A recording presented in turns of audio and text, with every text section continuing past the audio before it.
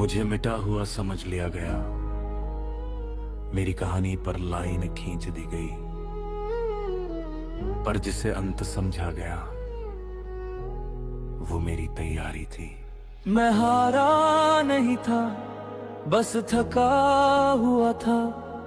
मैं टूटा नहीं था, बस रुका हुआ था। जो नजर आया वो मेरी कमजोरी थी, जो छुपा रहा वो मेरी मजबूरी थी। हर दरवाजा बंद मिला रास्ते में, हर भरोसा टूटा हालातों में। पर एक चीज बची रही, मेरी जिद मेरे इरादों में। अब आंखों में डर नहीं, अब दिल में शोर नहीं। जो सीखा है अंधेरे से वो किसी किताब में लिखा नहीं।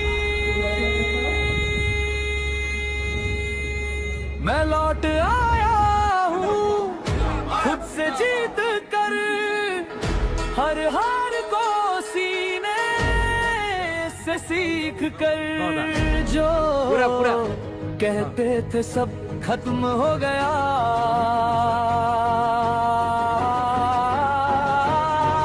देखो मैं लौट आया।